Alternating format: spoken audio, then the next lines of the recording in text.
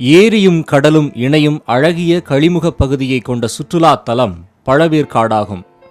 திருவள்ளூர் மாவட்டத்தில் அழகிய கடற்கரை, கலங்கரை விளக்கம், பறவைகள் சரணாலயம், புராதான கோவில்கள், போர்ச்சுகீசிய காலத்து தேவாலயம், நிழற்கடிகாரம், படகுத்துறை என்று பல்வேறு அம்சங்களையும் உள்ளடக்கி மத ஒற்றுமையை வலியுறுத்தும் எழில் மிகுந்த பகுதி இது. 1000 ஆண்டுகள் பழமையான கோட்டை, வெடிமருந்து தொழிற்சாலை, நாணயங்கள் வார்த்தெடுக்கும் ஆலை என்று சென்னை மாநகர் உருவாக வழிகாட்டியாக இருந்த இந்நகரம் நெசவுத் தொழிலுக்கு புகழ்பெற்றதாகும்.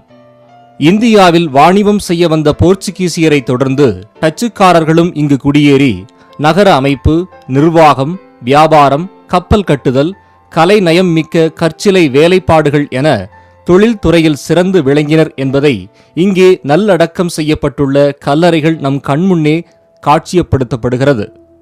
அவர்கள் வாழ்ந்த ஜெல்டீரியா என்ற கோட்டை முட்புதராகவும், கோட்டையை சுற்றியுள்ள அகழி பராமரிப்பில்லாமல் பரிதாபமாக கிடப்பதையும் பார்க்க முடிகிறது.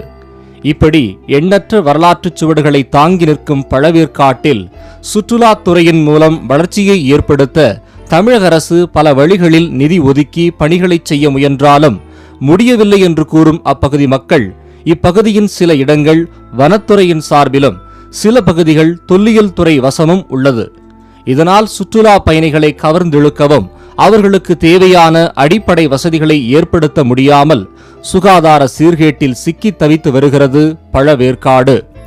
பாரம்பரிய சின்னமாக போற்றப்படும் பழவேற்காடு இன்றைக்கு சுகாதார சீர்கேட்டில் சிக்கி தவித்து வருவதை கவனத்தில் கொண்டு அரசும் அத்துறை அதிகாரிகளும் உடனடி நடவடிக்கை எடுத்து இப்பகுதியை சீரமைத்து சுற்றுலா பயணிகளின் பயன்பாட்டிற்கு விட்டால் சுற்றுலா பயணிகள் பயனடைவதுடன் சுற்றுலா துறைக்கும் நல்ல வருமானம் கிடைக்கும் என்று அப்பகுதி மக்களும் மீனவர்களும் கோரிக்கை வைக்கின்றனர்.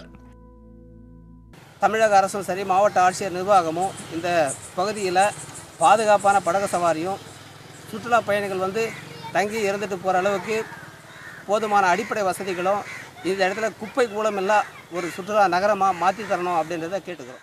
பழமையான நகரமாகவும் பாரம்பரிய சின்னமாகவும் போற்றப்படும் பழவேற்காடு பராமரிப்பில்லாமல் சுற்றுச்சூழல் சீர்கேட்டில் சிக்கி தவித்து கிடக்கிறது. இவற்றை சற்று உற்றுநோக்கி சீர்படுத்தினால் அந்த பகுதி செம்மை பெறுவதுடன் சுற்றுலா பயனாளிகளும் பயனடைவார்கள். லோட்டஸ் செய்திகளுக்காக திருவள்ளூரிலிருந்து ராதாகிருஷ்ணன் மற்றும் நாகேஸ்வரி சவுந்தரராஜன்.